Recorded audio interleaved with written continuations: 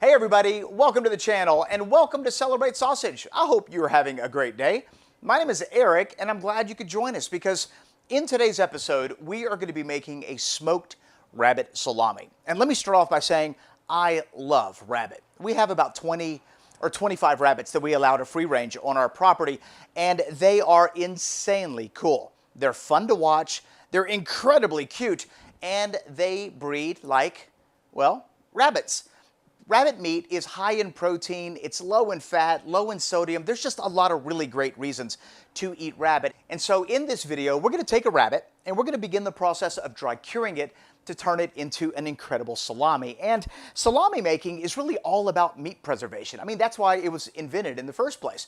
And so making salami is a great way to preserve meat long term, regardless of the protein. I mean, we're going to be using rabbit today, but you could use pretty much anything you want. Goose, duck, beef, pork, it's really up to you. Salami is a fermented dried sausage. And once you make your salami and you hang it in an area to dry, the conditions in that drying area will greatly determine whether you have success or failure. You see, the idea is to get your salami to dry nice and even. We don't want it to dry too fast. We don't want it to dry too slow. And the way you control that is by controlling the humidity in the room. And we're very excited because today's video sponsor has a thing or two to say about humidity. We want to thank EverDry for sponsoring today's video. EverDry is a leading manufacturer of Peltier technology-based dehumidifiers.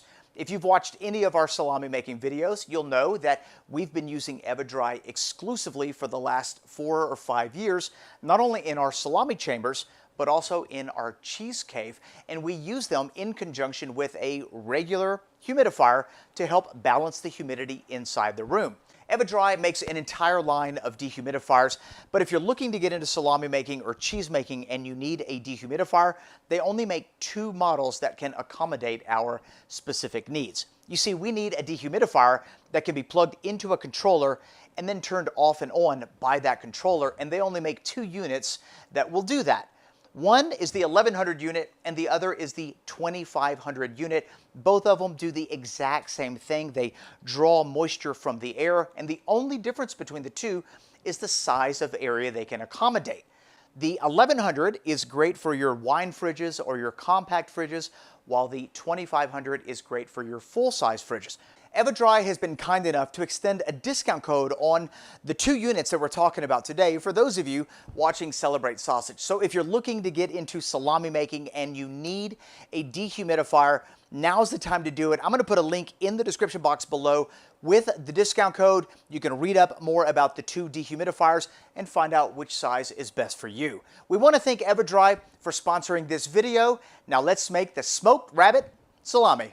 First thing we need is a rabbit, and we've got ourselves a young hare with the scent glands already removed. So all that's left to do is to debone this rabbit, and then we can process the meat. And deboning the rabbit is relatively straightforward. I mean, we're just going to separate the rib cage and then cut along the spinal column, and that'll remove that entire center bone structure. And you'll see what I'm talking about here in a second. Once we're done with that, we'll debone the forelegs and then the hind legs, and then get the meat ready for the grinder.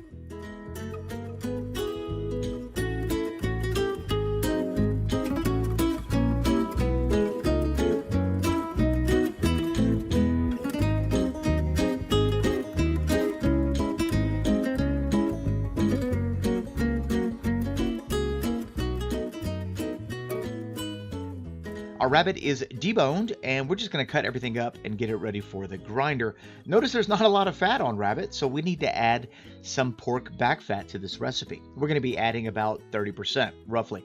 I'm also going to be adding just a tiny bit of pork shoulder because I happen to have some. But if you want to make this a 100% rabbit salami, you can most certainly do that. And just like the rabbit, we're going to cut everything up into small pieces, and this is what everything looks like. So we've got our rabbit fat and our pork shoulder. We want to put this into the freezer so that it can partially freeze. We want the temperature below 34 degrees Fahrenheit. And we're going to grind this. So I think for this particular salami, we're going to do something a little different. I think I'm going to grind everything on a coarse plate, and I'm going to grind my meat and fat separate. So the pork shoulder and the rabbit, we're going to grind first, and then the pork back fat. So we're using a number 12 grinder from the sausage maker. This is the coarse plate that comes with it. And let's go ahead and grind our rabbit, along with our pork shoulder, and then we're going to grind our pork fat separate.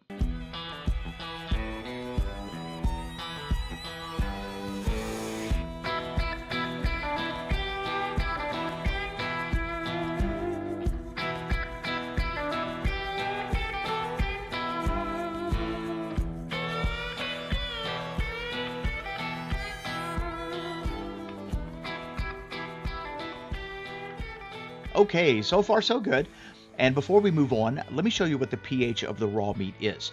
This is incredibly important in salami making because if you hang your salami to dry and the pH is too high, you could potentially grow unwanted bacteria, which will lead to spoilage. So it looks like our pH is 5.75, 5.74, which is normal for raw meat, but it's way too high for salami making. So we need to lower that pH to anything below 5.3.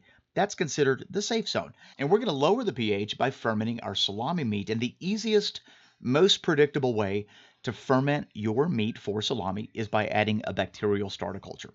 This starter culture is called Flavor of Italy, and it's nothing more than a collection of unique bacteria that's going to impart flavor, color, aroma to our salami as it ferments. So we're going to let that starter culture rehydrate for about 30 minutes.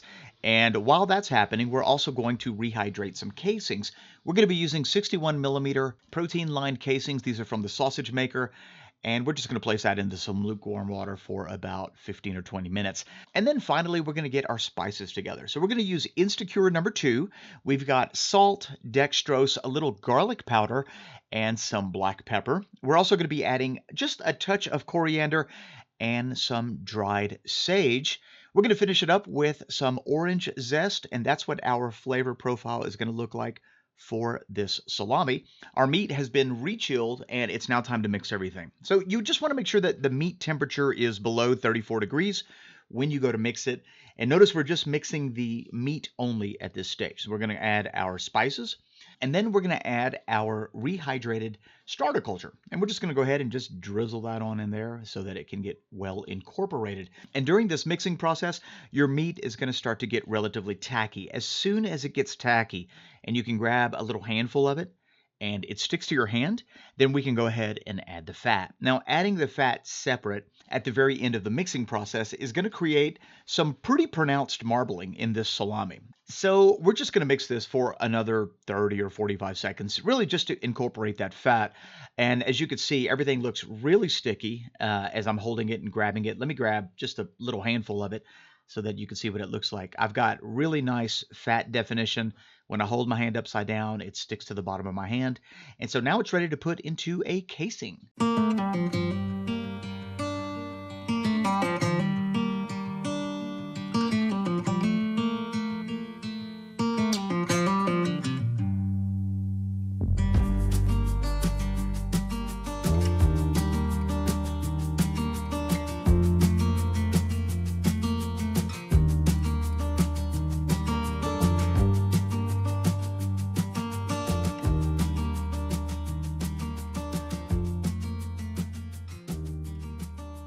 We've got our meat tightly stuffed into that casing. And when you're making salami, you do want to make sure that you really pack it in there as tight as you can. That's one of the differences between sausage making and salami making. So nice and tight, we're going to tie that off. And let me show you a couple things that we're going to do before we start the fermentation process. First thing we're going to do is take a little bit of that mincemeat that was left in the hopper and just wrap it in some cling film. This is what we're going to use to test the pH of our salami after fermentation. And we do this so that we don't disturb what's already in the casing. So we're going to set that to the side. The next thing we want to do is prick our salami. We're looking for any air pockets, but we're also wanting to just kind of prick that salami all over. And then we finally want to weigh it. This is going to let us know when our salami is ready to eat. So we start by writing down the actual weight. And then I'm just going to subtract 35% of that, which is going to be my target weight. The more you let it dry, the more firm your salami is going to be. And now it's time to ferment our salami. And fermenting your salami doesn't have to be complicated. We just need to put our salami meat in an area that's conducive for fermentation. So for this starter culture, anything between 75 and 85 Fahrenheit with a high humidity will work. For me, I'm just going to leave it right there on my kitchen counter because my kitchen is 75 degrees Fahrenheit. If you don't have a warm kitchen, you can always just place this into your oven with only the light on, and it should get within that temperature range. Covering it with cling film is going to maintain that high humidity. And over the course of 18 to 24 hours, the bacteria that we added will begin to eat the sugar that we added, and it's going to produce lactic acid. And this is what lowers the pH of our meat. Our target pH is anything between 4.9 and 5.3. So it's been about 20 hours, and it's now time to test the pH. I want you to see a before and after, though. Check out the before footage of the sausage, and now look at the after. The color has just been greatly magnified, and that's one of the signs of really proper fermentation when using this particular starter culture. Our meat has firmed up, and it's got a slight rubbery texture, and that's also another sign of good fermentation. And so all we got to do now is test the pH. The pH meter I'm using is from Apera Instruments, and I'll put a link in the description box below if you want more information. But if you plan on getting into salami making, or cheese or beer and wine making, things like that, having a good, reliable, and accurate pH meter is a worthy investment. So let me show you how easy it is to use. We're just going to pop that right into the meat. Anything below 5.3 is considered the safe zone, and we are at 5.23. So I'm okay with that. We're now going to go ahead and take this and get it ready for the smoker.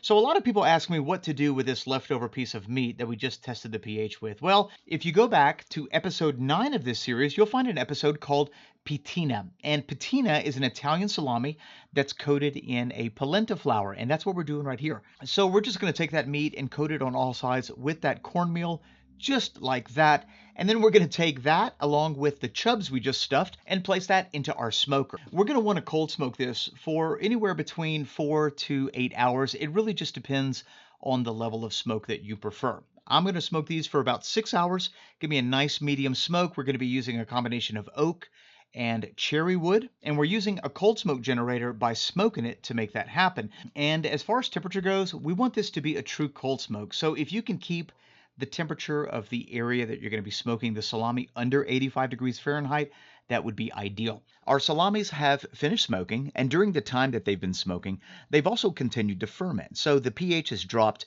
another point and a half, which is great. It's now time to dry them, and we're going to place these into a refrigerator that I modified to make it more of an appropriate drying chamber. The refrigerator controls the temperature, and we have a humidifier and a dehumidifier that keeps the humidity in balance. If you'd like to see how we built our drying chamber, I'm going to leave a video suggestion at the end of this video. So in the chamber, we're going to maintain an average temperature of 55 degrees Fahrenheit or 13 Celsius. And we're also going to maintain an average humidity of 80%.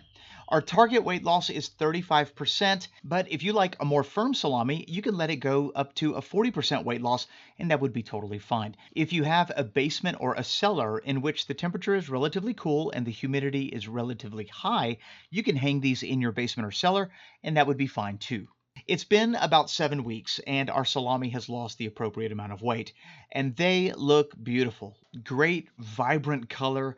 The chamber smells incredible. I mean, the smoky element is still very present in the chamber, and the casing looks like it adhered perfectly to the salami, and that's kind of one of the things about the protein-lined casings. They tend to adhere a little bit better than your normal fibrous or collagen casings. But truth be told, I've used them all, and if you make the salami right, then you shouldn't have any problems with the casing adhering to the meat. The biggest issue is smearing the fat, so just make sure your meat and fat are super cold before you grind it, and you shouldn't have any problems. So here's our salami. When we squeeze it, it's nice and firm, and that means that our salami dried evenly, and that's largely due to the humidifier and dehumidifier regulating the humidity inside of our drying chamber. So let's put this on a slicer, slice it up, and then give it a taste.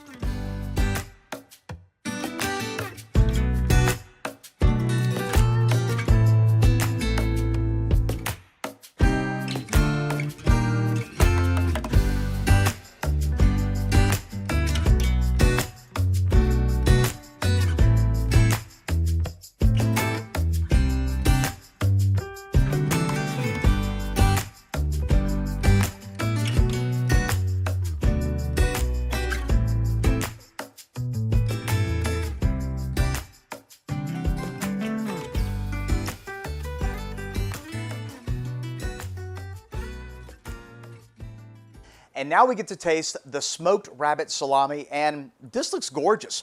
Beautiful marbling, great texture, dried evenly, great color. It smells nice and smoky, so let's just give it a taste.